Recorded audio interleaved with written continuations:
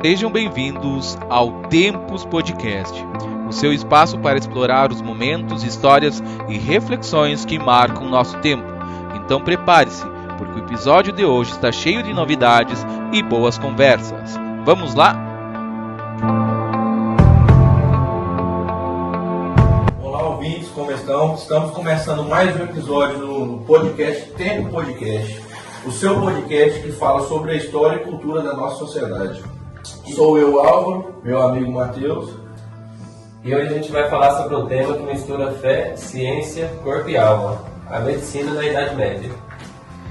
Para essa incrível conversa que teremos hoje, a gente convidou a nossa professora e historiadora, a doutora Thaís Artuso, especialista em história cultural e autor de belíssimos estudos sobre a medicina medieval. Bem-vindo, professora.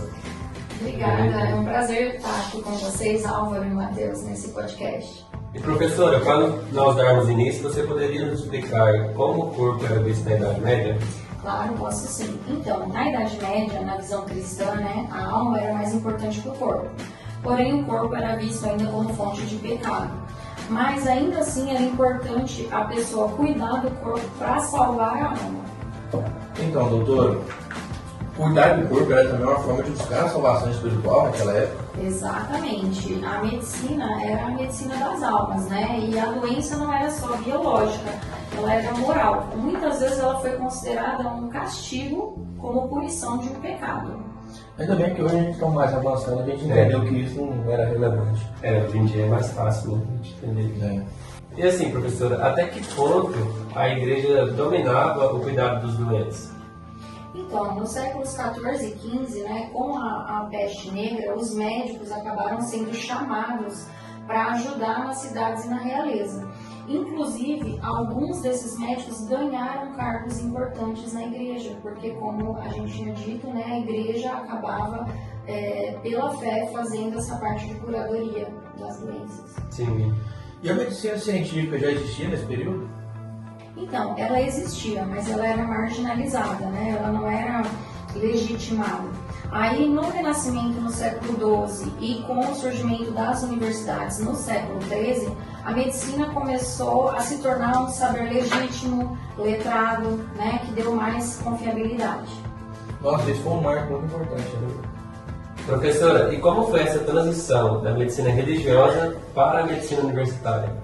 Então, ela foi uma transição gradual, cheia de conflitos. Aí a medicina passou a ser ensinada nas universidades, mas com base em textos árabes, textos gregos, como os de Avicena ou de Galeno. Mas os médicos precisavam demonstrar, assim, além do seu saber, que eles ajudavam na salvação da alma, porque senão eles seriam rejeitados pela igreja, Nessa época, assim, professor, como eram vistos os curandeiros e as parteiras pelo olhar dos médicos?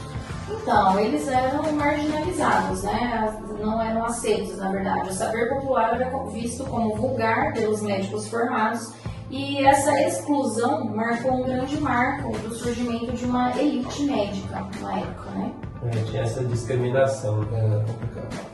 E professora, a partir de qual momento os médicos passam a ter esse prestígio?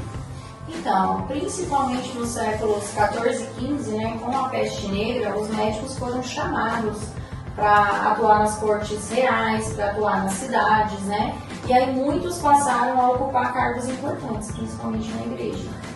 Então eles eram reconhecidos, nessa época tinham um prestígio superior e maior. Então, por esse lado, assim, quer dizer que a medicina também virou um instrumento de poder por esses médicos?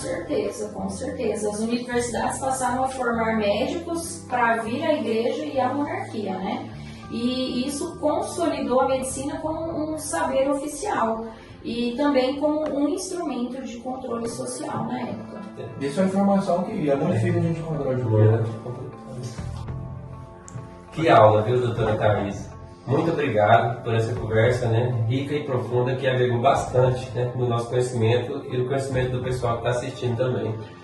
Então é isso aí, muito obrigado, professora Thaís, doutora. Isso aí, pessoal, também.